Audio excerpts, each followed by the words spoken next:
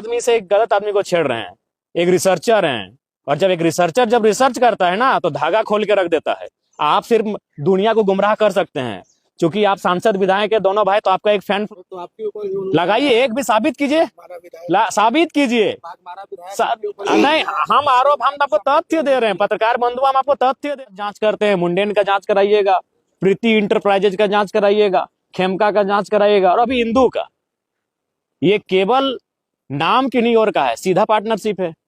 और अगर आपको जानना है तो जगन्नाथ भट्टा का जांच करा लीजिएगा, भारत भट्टा का जांच करा लीजिएगा, राजगंज के भट्टे का जांच करा लीजिएगा, पोचरी के भट्टे का जांच करा लीजिएगा, पता चल जाएगा। और जानना है तो कतरास में जो हनुमान मैंशन का ऊपर का फ्लोर है, सारा फ्लोर का जांच करा लीजिएगा।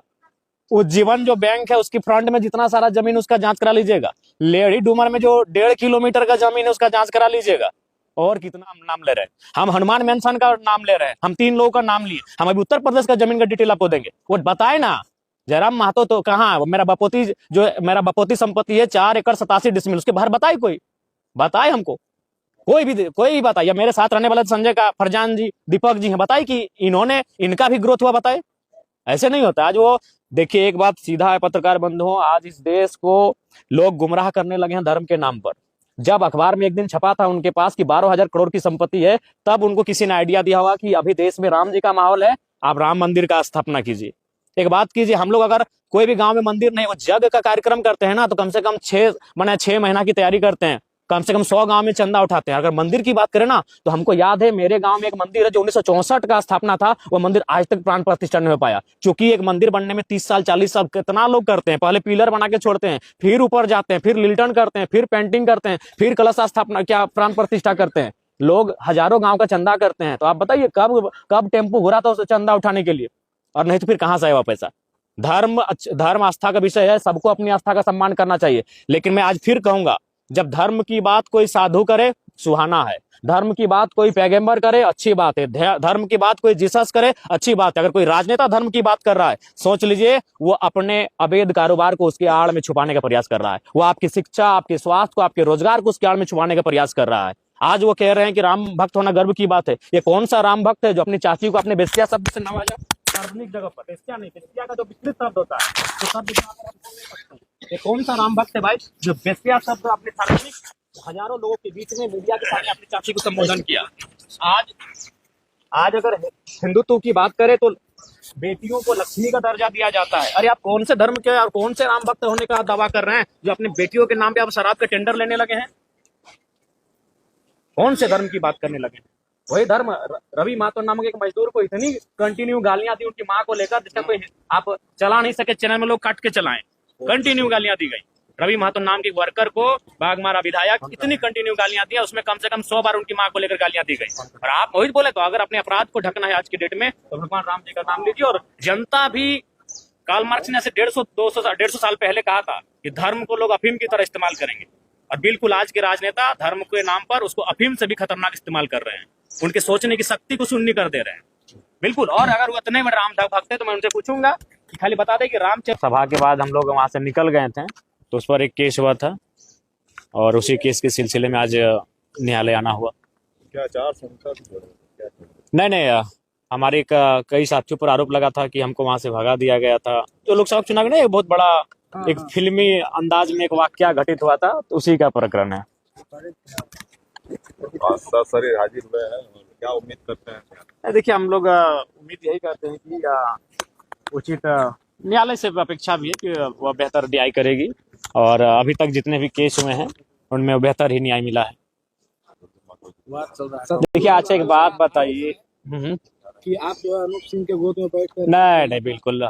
आज के दौर में जितना मेरे 36 के आंकड़े अनूप सिंह जी से है, उतना किसी से नहीं है। तो ये केवल कहने की बातें हैं, और वो तो उनसे बेहतर कौन जानता है कि वो दुनिया को कितना बेवकूफ बनाते हैं, और कितना अंदर में किसके साथ साठगांठ करते हैं, ये किसी से नहीं छुपा है। और हमने क्या कहा था, आज तो देश का हर नौजवान इन विषय को कहेगा, और वो केवल धनबाद सांसद को ही क्यों, इस देश के तमाम उन सांसद विधायकों को कहेगा जो अवैध रूप से धन एकत्रित कर रहे हैं।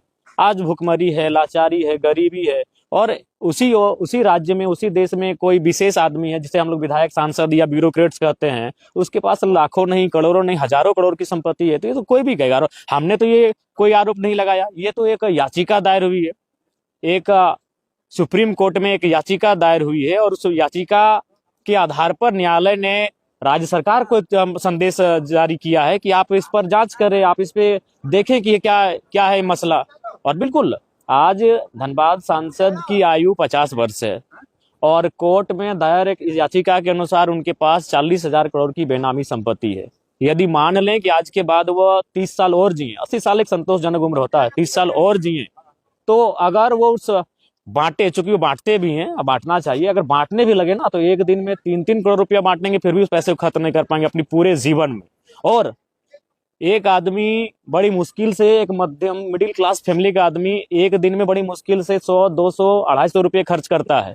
अगर उनको हम 5 लाख रुपए खर्च करने के लिए दे दें, 5 लाख रुपए किसी का माने सैलरी नहीं होता है, किसी का महीना का सैलरी नहीं होता है, अगर हम 5 लाख एक दिन में उनको खर्च करने दें तो लगभग 2192 साल लगेंगे। ये महज जयराम महतो कोई भाषण नहीं दे रहा है पत्रकार बंधुओं, सोचिए कि कितनी बड़ी असमानता है कि एक आदमी अगर एक दिन में 5 लाख रुपए भी खर्च करता है, 5 लाख रुपए समझ रहे, एक दिन का कह रहे, महीने का नहीं, एक दिन में अगर 5 लाख रुपए खर्च करता है तो उसे खर्च करने में कितना लगेगा मालूम है?